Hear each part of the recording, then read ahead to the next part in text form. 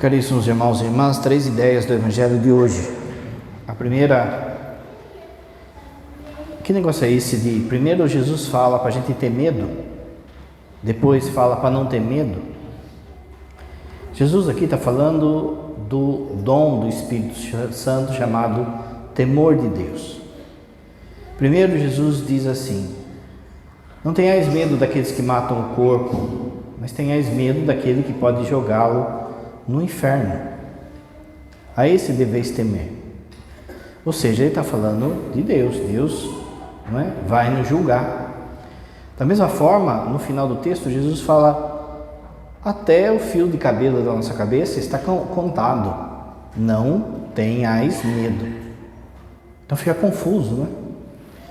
Mas é porque o temor de Deus, o dom do Espírito Santo, do temor de Deus, ele é o primeiro dom. Os dons do Espírito Santo, que são 7, eles são como se fosse uma escadinha. Um chama o outro, que chama o outro, que chama o outro. O maior dom do Espírito Santo é o dom da sabedoria. Mas o primeiro degrau é o temor de Deus.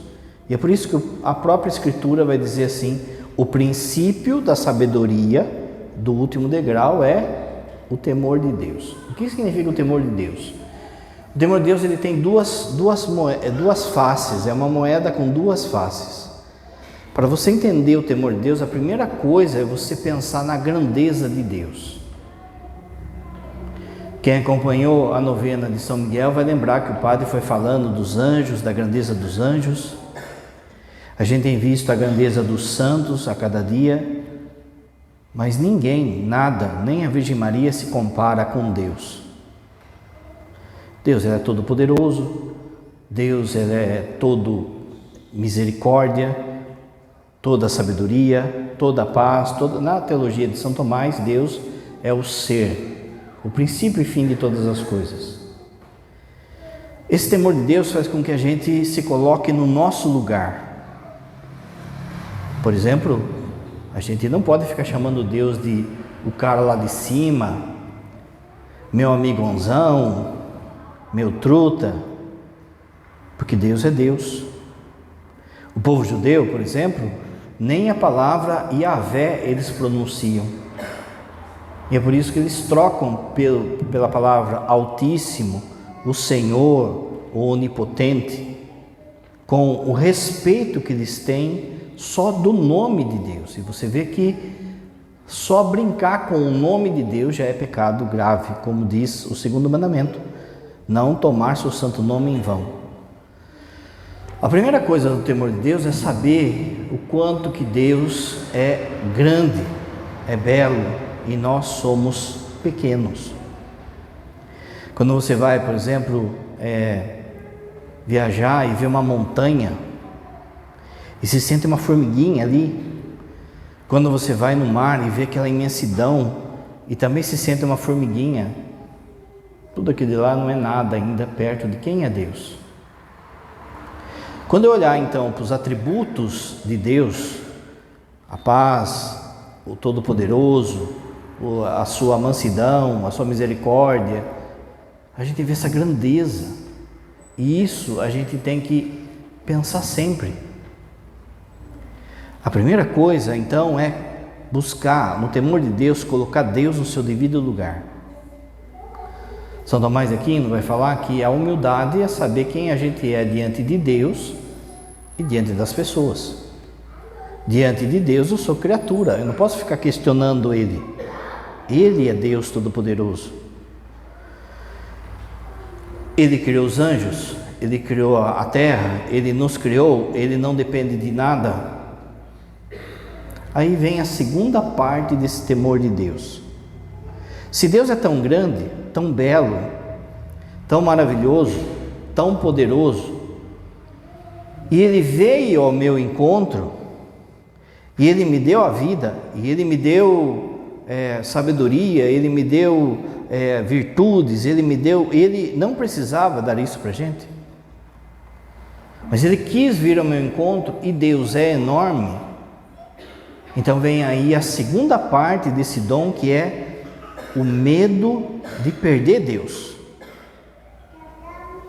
Então, o temor de Deus tem a primeira face da moeda, é a grandiosidade de Deus. A segunda face é sabendo quem é Deus e Ele vem ao meu encontro, então eu tenho que ter medo de perdê-lo. Por vezes a gente vê o carinha aí namorando, o carinha é fraco de feição, sabe? Judiadinho, fora de esquadro, não é? E de repente ele está namorando uma bonitona. E você fala assim, o que essa menina viu nesse rapazinho aí? Tudo judiado. O moleque, se ele tiver juízo, ele vai se sacar isso também. E ele vai pensar assim, se ela terminar comigo, eu não arrumo outra dessa. Não é? O mundo, essas traições, no fundo, é a pessoa não se enxergar, não perceber isso. Mas ele tem todo o cuidado de não perdê-la. Ele sabe que se eu perder essa aí, ó, ai. Não é assim que a turma fala? Que é muita areia pro caminhãozinho dele? O cara sabe disso. Então o que ele faz? Ele tem medo de perder a menina. Então o que ele começa a fazer? Adular. Liga para a menina e aí fica aquele negocinho no telefone, sabe? Desliga você. Não, desliga você. Vamos contar até 3, aí a gente desliga junto. 1, 2, 3. Você não desligou. O padre sabe. Nem vou contar nada para vocês. A mãe, quando vê, pega o telefone e faz assim, daqui essa porcaria. Para de frescura. Se ela tropica, ele vai lá, nossa, quer ir no hospital, quer não sei o quê. Ele tem medo de perder. Deus é muito maior que uma namorada, que um namorado. E o temor de Deus faz com que a gente tenha medo de perder Deus.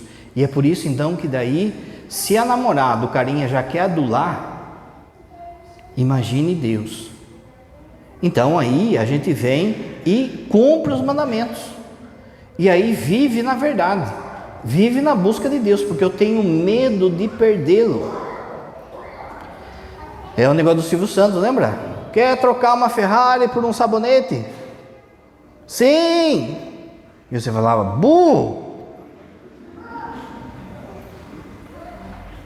Mas por muitas vezes o nosso anjo da guarda fala a mesma coisa pra gente.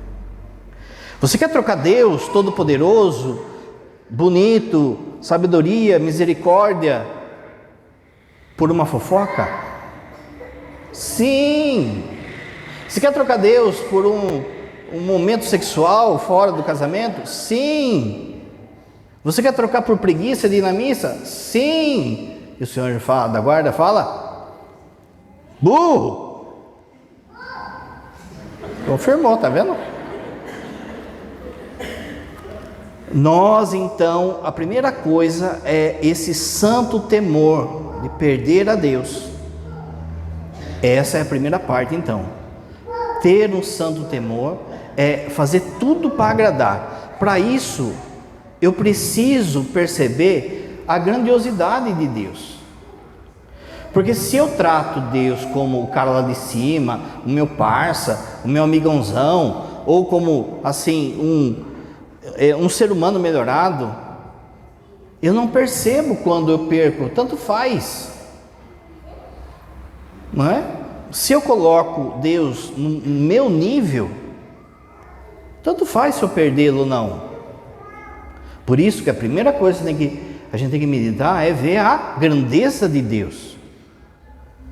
Com a Virgem Maria é a mesma coisa. As pessoas, às vezes, elas falam da humildade de Maria, Maria como serva, ela vai lá ajudar Isabel a varrer a casa, a limpar a casa quando Isabel está grávida. Mas a gente só vai perceber essa humildade de Maria se a gente perceber o quanto que ela era grande. E ela se rebaixou. Só assim a gente percebe. Porque se a gente trata Maria como qualquer uma, a gente não vai perceber. E é isso que o demônio faz aí em muitas religiões, que é tratar a Virgem Maria como se fosse qualquer uma. O temor de Deus, então, é saber que Deus é Deus, eu sou criatura e eu tenho medo de perdê-lo. E aqui você vai entender, então, esse primeiro, tenhais medo de perdê-lo. Tenhais medo daquele que pode nos jogar para o inferno. O primeiro caminho da santidade, vai dizer São Francisco de Sales, é o medo do inferno, que a gente deve ter. O segundo é quando a pessoa faz as coisas pensando no céu. É mais perfeito que o primeiro, mas ainda não é perfeição. A perfeição é quando uma pessoa faz tudo por Deus. Parece fácil, mas não é. Outro dia o padre fala. Mas o primeiro degrau, para a gente começar essa vida de santidade, vai dizer São Francisco de Sales, é ter medo de ir para o inferno. O mundo está assim porque não tem mais medo do inferno. O que o diabo faz? O diabo faz um rascunho, um deboche do que é o inferno para que você não tenha medo. Mas o inferno não é simplesmente, por exemplo, um lugar de fogo. Haverá fogo espiritual e físico. Os dois, um dia o padre explica. O inferno não é simplesmente estar junto com as almas condenadas, que já é um sofrimento. Você sabe, certos lugares que você vai, certas pessoas que você chega, você já percebe uma presença pesada ali. Agora pensa só todo mundo que está no inferno como que é. O inferno também não é somente ver o diabo,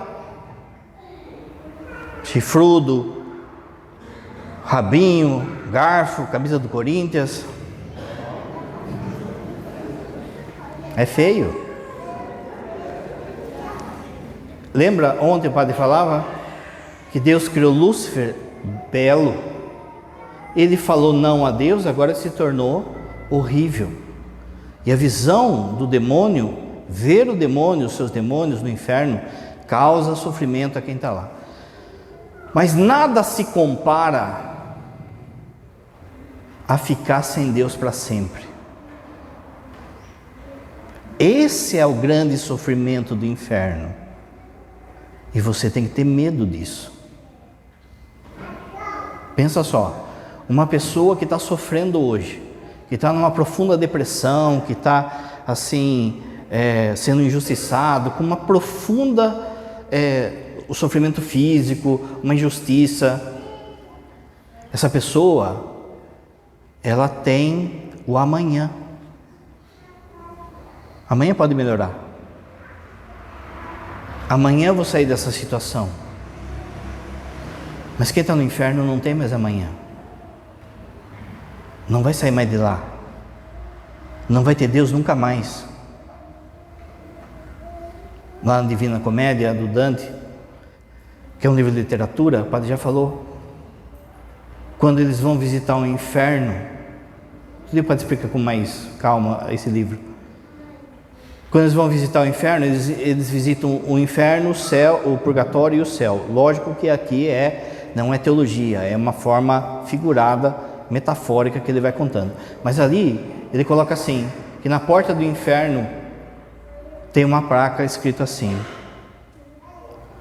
ó vós todos que passais por esses batentes, deixai aqui todo tipo de esperança. Você tem que ter medo disso.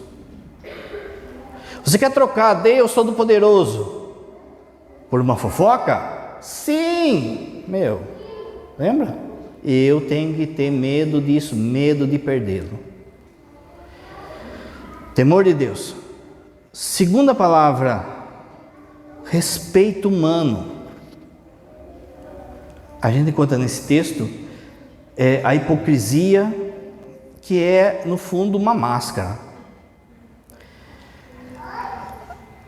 Quando, de fato, o respeito humano não é respeitar as pessoas.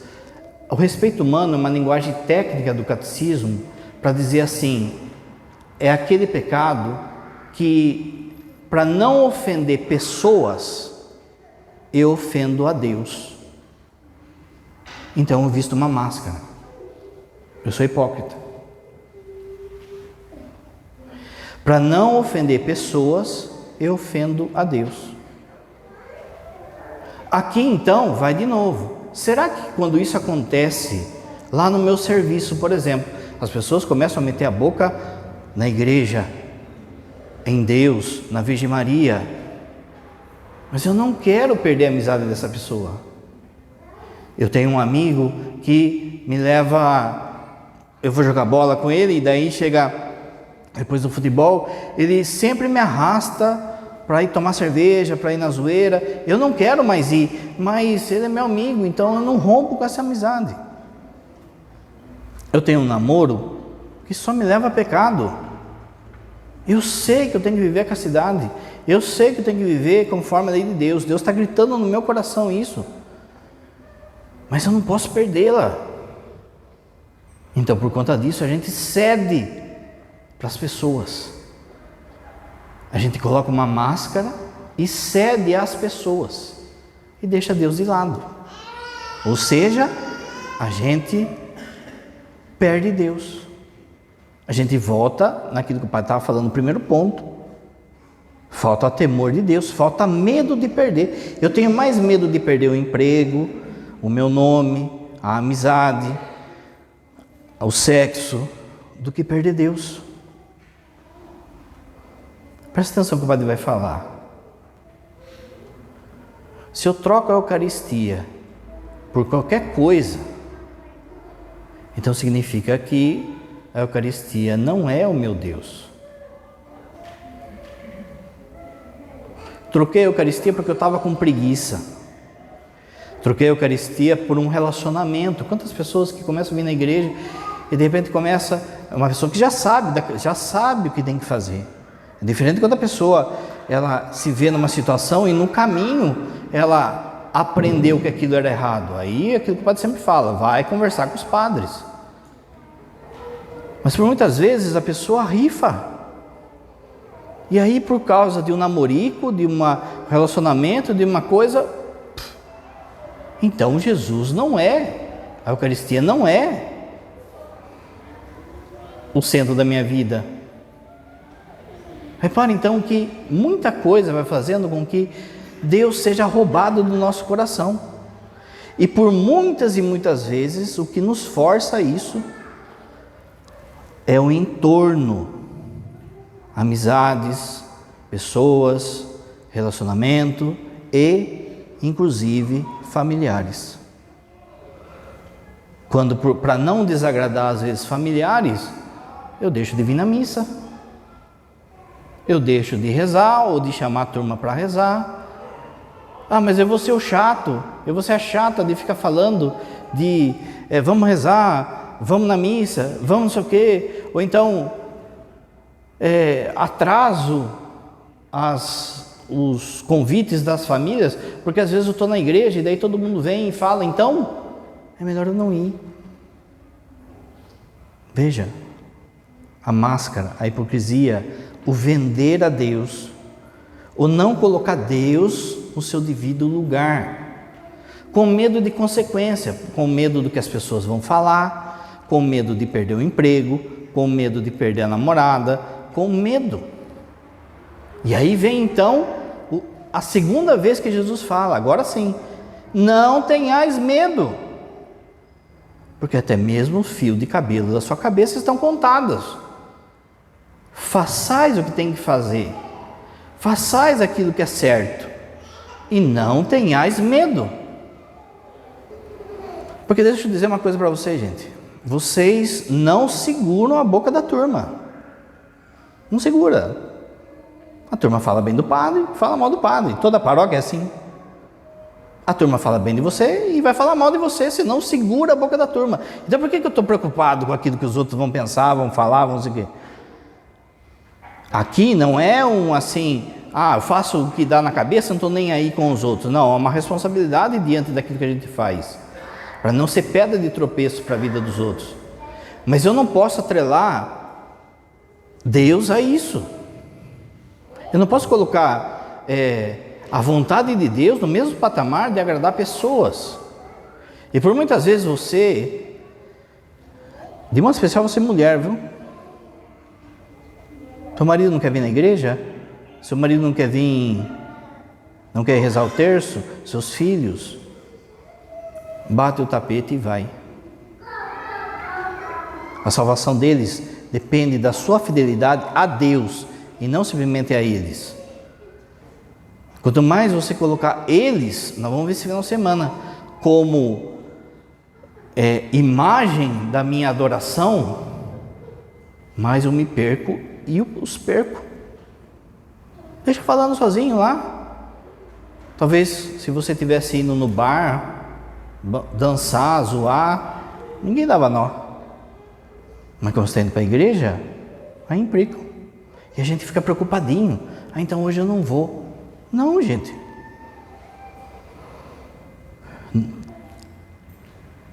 Ter medo, lembra? Medo de perder a Deus. Agora, não tenhais medo, porque eu cuido de vocês, cumpre as obrigações que tem. E a terceira coisa é saber que tudo vai ser revelado. Então não adianta a gente ficar colocando máscara, que no dia do juízo tudo vai aparecer. No dia do juízo, então, Deus vai colocar todo mundo lá e vai chamar a senha. 1 trilhão, não sei o que, pá de Enéia, vai lá, pá. Aí baixa um telão assim, ó. E aí vai aparecer tudo que eu fiz. Deu medinho? Que bom, né? Veja que Jesus fala assim, ó. Se tudo vai aparecer, então você tem que ficar esperto com o que você fala no pé do ouvido, porque vai aparecer. Você tem que ficar esperto com que mensaginha que você manda no zap. Grupo de família, sempre tem 3, 4 grupos de família, não é? Tem o oficial e tem os paralelos. Os paralelos vai aparecer lá no telão, as irmãs vai aparecer tudo lá, ó. Absolutamente tudo vai ser desvelado. Então, aqui entra um terceiro medo que eu tenho que ter. Se eu tenho esse medo do que vai aparecer, para não passar vergonha, então eu tenho que mudar de vida. É interessante assim, pensa assim, Santo Agostinho. Quando eu chamar Santo Agostinho lá, Santo Agostinho já está no céu, mas no dia do juízo final, todo mundo vai ver o porquê que ele está no céu. E ali, depois do juízo universal dele, vai ser dado o corpo glorioso. Ele já está no céu, mas ele vai passar por esse juízo universal. Vai descer o telão. A vida de Santo Agostinho vai ter 2 partes. A primeira parte a gente vai ver o quanto que ele zoou. E aí Santo Agostinho vai ficar cheio de vergonha. Só que de repente vai ter aquele momento de conversão dele e o que ele virou. E aí você vai olhar para a vida dele e vai ver assim, olha o traste que ele era e olha quem ele virou. Meu, que da hora esse cara. Aí vai dar um santo orgulho nele. O problema é que se a chavinha não virar, se a moeda não virar, não virasse. O padre falou ontem, lembra? Meus irmãos, você não pecou mais que Maria Madalena. Jesus tirou 7 demônios de Maria Madalena. Você não pecou mais que Santo Agostinho. Você não pecou mais que São Francisco. E olha que eles viraram. Então é como se fosse assim, começa como um filme de terror, mas acaba com um filme de salvação. E isso vai alegrar quem estiver vendo e Agostinho. O problema é se ficar o filme de terror inteiro. Não é? Medo de novo. Você tem que ter esse santo temor. Meu, eu vou pegar esses 10 reais aqui, mas no dia do telão vai aparecer. Eu vou dar uma de bonitão lá na igreja, sabe, ungido, cheio de unção, cheio disso. Mas no dia do juízo vai aparecer que eu estava em pecado, que eu estava um traste, que eu estava... Eu vou fazer esse ato sexual aqui sozinho? Ou adultério? Ou vai aparecer, gente? E aí? Mas da mesma forma,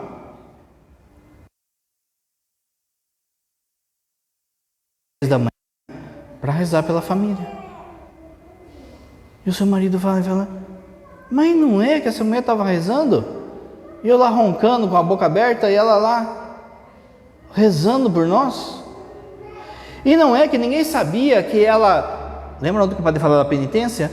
Que ela colocava uma pedrinha no seu sapato para fazer de penitência?